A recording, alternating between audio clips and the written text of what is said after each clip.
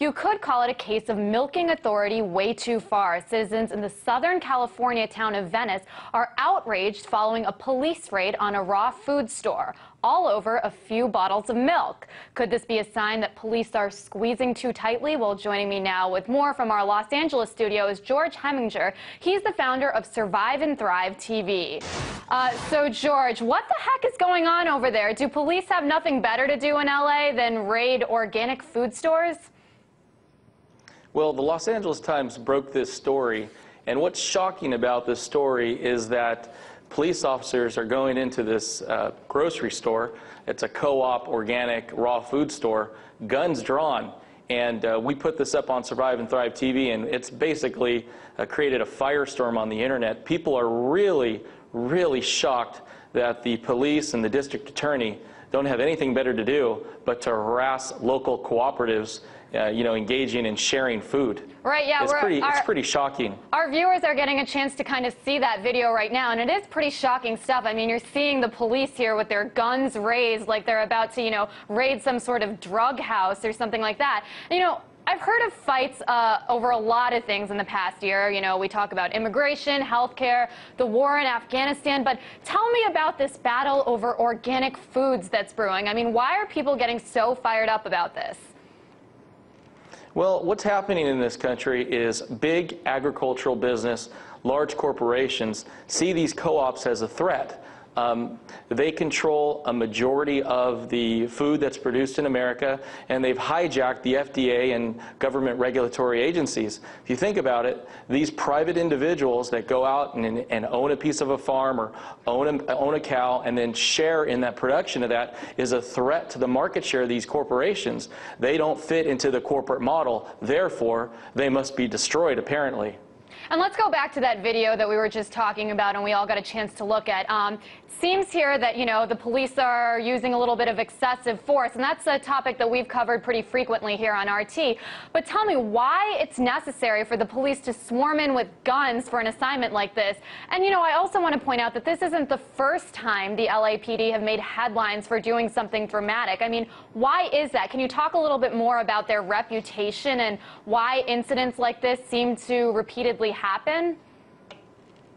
Sure. I mean, what's involved here is more intimidation tactics by the police. That's what I believe. It wasn't necessary to go in here, guns drawn. I mean, this is a regulatory event. This isn't something where you need to be pointing guns at people. I spoke with the owner of Rawsome, and he was really shocked when he first saw this footage. In fact, a lot of people online are thinking this is a burglary or some other type of event. They don't even believe that it's an actual, the situation that presented itself in the Los Angeles Times.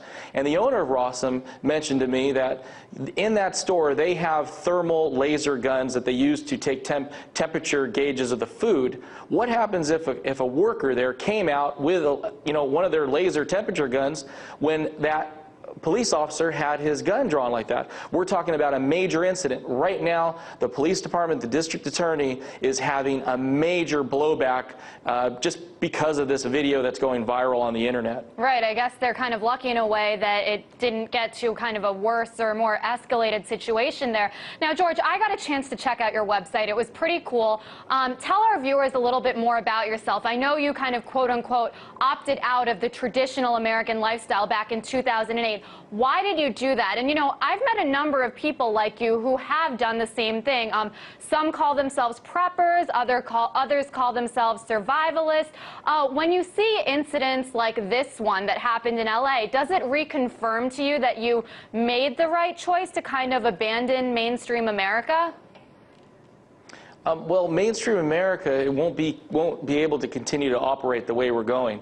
I mean, once again, the big corporations have control of the regulatory agencies, and they want people to fit in this corporate model where they can be regulated and controlled and taxed. And the biggest threat that the government and these big corporations have to them are people getting together locally to share food, share resources, and that's what I try to promote on Survive and Thrive TV. That's what's so shocking about Right. what the kind of the crackdown on this type of behavior is. This type of behavior of sharing food and getting back to natural, unprocessed food Right. needs to happen.